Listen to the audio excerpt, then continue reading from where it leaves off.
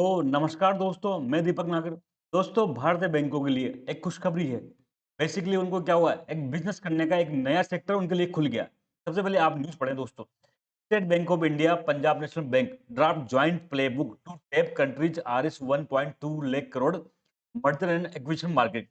जो देश में 1.2 लाख करोड़ का मर्जर एंड एक्विजिशन मार्केट है, उसको टैप करने के लिए ये पंजाब पंजाब नेशनल बैंक और state Bank of India jointly प्रयास कर रहे हैं। तो दोस्तों, ये न्यूज़ तो आज की है, नवंबर। बेसिकली इससे पहले भी ये न्यूज़ चर्चा में रही थी, जब अक्टूबर में। आप इन अक्टूबर की न्यूज़ पढ़े, RBI issue draft notes to enable banks to fund acquisition. Basically RBI ने एक पॉलिसी ड्राफ्ट लेके आए थे, उसमें अब भारतीय बैंक को जो बेसिकली मर्जर एंड एक्विजिशन होता है ना, वो फंडिंग करने के लिए अलाउ कर देता। क्या आप तक नहीं कर पाते थे? बिल्कुल नहीं कर पाते थे। ये सब के बारे में दोस्तों हम वन बाय वन डिस्कस करेंगे। मर्जर एंड एक्विजिशन क्या होता है? आरबीआई ने क्या पॉलिसी चेंज करी? इस बारे में दोस्तों हम आगे डिटेल में डिस्कस करेंगे। सबसे पहले मर्जर एंड एक्विजिशन, ये वर्ल्ड फाइनेंस की दुनिया में बहुत चर्चाओं में रहता है, कंपनीज की दुनिया में बहुत न्यूज़ में रहता है दोस्तों। मर्जर एंड एक्विजिशन को आपको टेक्निकल भी नहीं जाना। टेक्निकल में दोनों में बहुत अंतर है। हमारे लिए तो दोनों एक ही मानो आप। टेक्निकली मैं इसमें जा नहीं रहा। मर्जर एक्विजिशन का मतलब होता है सिंपल, जब 2 कंपनियाँ जैसे मिल गए। मर्जर वर्ल्ड बैंकिंग के सेक्टर में कॉमन है। कितने सारे पब्लिक सेक्टर बैंक थे, उनको हमने क्या किया था, मर्ज करके बड़ा बैंक बना दिया। स्टेट बैंक ऑफ इंडिया में पहले एसबीआई की सहयोगी बैंक मर्ज हुए। ये तो आप सबको ध्यान हो गया होगा। तो बेसिकली जब दो दो संस्थाएं, 2 कंपनियां मिलकर बड़ा बैंक बड़ी बना देते हैं, तो उसको मर्जर कहते हैं। ऐसे दोस्तों एक्विजिशन होता है, जब कोई बड़ी कंपनी छोटी कंपनी को खरीद लेती है, क्या कहते हैं, एक्विजिशन कहते हैं। जैसे अडानी ग्रुप में लेटेस्ट ने एनडीटी का एक्विजिशन किया था, तो आपको ध्यान होगा। इसके बाद पहले टाटा ग्रुप ने इंडिया को खरीद लिया था। सही, हमारे जो भारत की टाटा स्टील थी, उसने एक ब्रिटेन की कंपनी थी कोरस, उसको खरीदा। तो ये बेसिकली कंपनी की दुनिया में कॉमन है दोस्तों। बड़ी कंपनी छोटी कंपनी को खरीद लेती है, ताकि उसके लिए भविष्य में कोई कंपटीटर तैयार नहीं हो और खुद भी बड़ी बन सके। तो मैंने बेसिकली बताया, merger and acquisition are the process of consolidating. क्या एक प्रक्रिया है, इससे क्या होता है, 2 संस्थाएं मिलकर एक बड़ी बनती है। जब भी मर्जर एंड एक्विजिशन होगा, जो जो नई एंटिटी क्या होगी, वो बड़ी हो जाएगी। कोई बड़ी कंपनी छोटी कंपनी खरीद लिया, तो जाहिर-सी बात है, वो बड़ी कंपनी और बड़ी हो जाएगी। 2 समान तरह की कंपनियां मिल मर्जर होगी, तो नया बैंक, नई संस्था क्या होगी, बड़ी बन जाएगी। तो बेसिकली जो मर्जर एंड एक्विजिशन का उद्देश्य क्या होता है, तो कंसोलिडेट करना, बड़ा बनना। Process of consolidating company through financial transaction, मतलब फाइनेंशियल वित्तीय लेन-देन, कुछ पैसा देके खरीदना, ये उस 2 कंपनी को क्या करते हैं, कंसोलिडेट करते हैं। इसमें क्या होता है दोस्तों, वन कंपनी परचेज अनदर आउटरेटली, भाई एक कंपनी क्या करती है, दूसरी कंपनी को सीधा खरीद लेती है। जबकि मर्जर में ऐसा नहीं होता दोस्तों। मर्जर में क्या होता है, 2 कंपनीज मिलके बनाती है, जो फिर उसको काम करती है।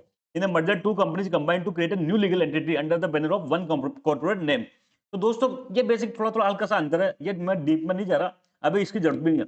आप तो मोटा-मोटा एक ही समझो कि मर्जर एंड एक्विजिशन का मतलब सीधा सा है, जब भाई एक कंपनी दूसरी कंपनी को खरीद ले। अब खरीदेंगे तो क्या चाहिए? पैसा तो चाहिए चाहिए भाई। कोई भी बड़ी कंपनी है, सपोज करो टाटा ग्रुप ने एयर इंडिया को खरीदा, तो क्या फ्री में खरीद लिया? बिल्कुल नहीं। तो कुछ पैसा दिया, सरकार को कुछ पैसा देके खरीदा। अब खरीदा तो मर्जर एंड एक्विजिशन में पैसा चाहिए, पैसा कहाँ से आएगा? तो बेसिकली जो मर्जर एंड एक्विजिशन आदमी फाइनेंस करते हैं, या तो उधार लेगा, जो कंपनी खरीदी दूसरी कंपनी को, या तो उधार लेगी, या फिर उसके पास कुछ केस पड़ा होगा वहां से लेगी, या कुछ नया स्टॉक वगैरह शेयर वगैरह जारी करके करेगी। लेकिन दोस्तों, अब तक ये मर्जर एंड एक्विजिशन जो होता था, उसमें बैंक को अलाउड नहीं था। Currently Indian bank are not allowed to finance merger and acquisition. Suppose करो टाटा ने एयर इंडिया खरीदा, अब टाटा लोन लेने जाएगा, तो अब तक रिजर्व बैंक ऑफ इंडिया की गाइडलाइन ये कहती थी कि भाई बैंक क्या करेगा, एक्विजिशन के लिए लोन फाइनेंस नहीं करेगा, ऐसा रूल था आरबीआई का। सर एग्जांपल है मर्जर एंड एक्विजिशन के। Tata group acquired air India, PVR, अभी लेटेस्ट में पीवीआर और आइनॉक्स, दो अलग थिएटर ग्रुप थे, उन्होंने मर्ज कर लिया। वोडाफोन एंड आइडिया मर्ज होगी। अडानी ग्रुप ने क्या किया था, एनडीटी को एक्वायर कर लिया था। तो ये सब इसके एग्जांपल है दोस्तों। समय समय पे ये चलता रहता है। कंपनीज अपने ऐसे देख के, अपनी स्थिति देख के ये करती रहती है। लेकिन दोस्तों, एक बड़ा बदलाव आया अक्टूबर में। भारत के जो बैंकिंग सेक्टर में अक्टूबर 2025 में रिजर्व बैंक ऑफ इंडिया ने एक बड़ा बदलाव किया। बेसिकली उसने एक डायरेक्शन जारी किया। आप इस डायरेक्शन का नाम याद रखना, reserve bank of India companies commercial bank capital market exposure direction 2025। ये याद रखें दोस्तों, reserve bank of India commercial bank capital market exposure direction 2025।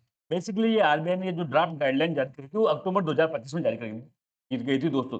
इस ड्राफ्ट ड्राफ्ट जो गाइडलाइन में रिजर्व बैंक ऑफ इंडिया ने पहली बार क्या किया, वो एक्विजिशन को अलाउ कर दिया। मतलब जब आपको एक्विजिशन होगा, तो बैंक उसको फाइनेंस कर पाएंगे। To enable banks to fund acquisition by Indian company. अगर इंडियन कंपनी कोई दूसरी कंपनी का एक्विजिशन कर रही है, तो अब बैंक उस कंपनी को लोन दे सकेंगे, पैसा दे सकेंगे दोस्तों।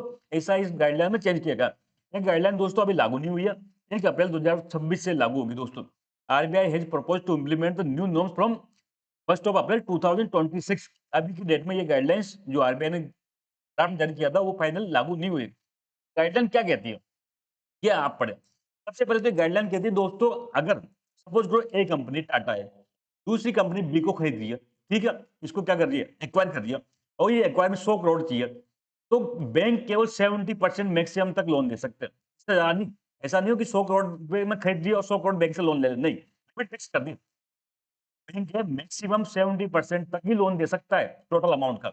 पढ़ा, ए बैंक में finance most 70% of the acquisition value.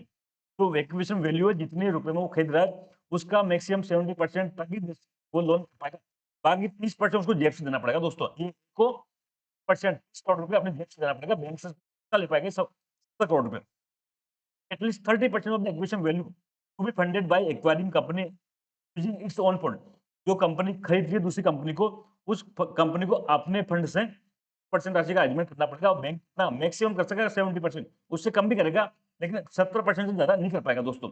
इसके अलावा ऐसा नहीं कोई भी रद्दी कंपनी को खरीद रहा, कंपनी दिवालिया होगी, तो ऐसी जो लिस्टेड कंपनी हो और ऐसी कंपनी जो 3 साल से प्रॉफिट कमा रही है, ऐसी कंपनी को अगर खरीद रहा है कोई, तभी बैंक क्या करेगा? फाइनेंस करेगा। तो बैंक में क्या है?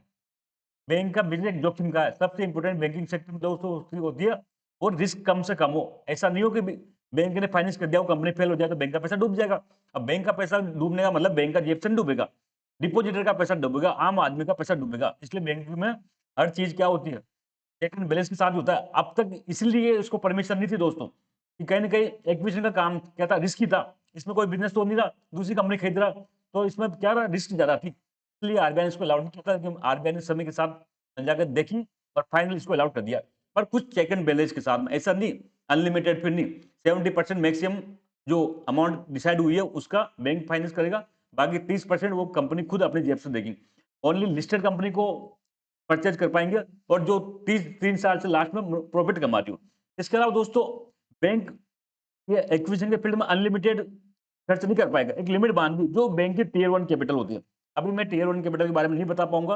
बैंक की कई कैपिटल होती है, टियर 1 कैपिटल होती है, टियर 2 कैपिटल होती है, वो कई सारी चीजें होती है दोस्तों। वो जब हम बैंकिंग पढ़ेंगे डिटेल में डिस्कस करेंगे। तो एक लिमिट बांधी जो बैंक के पास जितनी टियर 1 कैपिटल है उसका अधिकतम 10% वो एक्विजिशन में खर्च करता है। मतलब बैंक एक्विजिशन में पूरे टोटल कितना खर्चा करेगा वो डिसाइड होगा टियर 1 कैपिटल से। उसकी जितनी टियर 1 कैपिटल है उसका मैक्सिमम 10% तक बैंक ये अधिकारी के लिए लोन दे सकेंगे। तो दोस्तों इसका विरोध किया जा रहा है बैंकिंग सेक्टर में, इसका भी थोड़ा सा कुछ लोग अपोज कर रहे हैं इसको। और उसमें अभी तो फाइनल ड्राफ्ट गाइडलाइन जारी हुई, फाइनल हुआ नहीं है।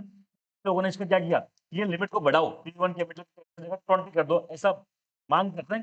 फाइनल देखते हैं आरबीआई क्या डिसाइड करता है, लेकिन आगे में तो दोस्तों यही रूल है। ठीक है दोस्तों, बस इतनी न्यूज़ थी आज की। जल्द मिलेंगे, तब तक के लिए जय हिंद दोस्तों।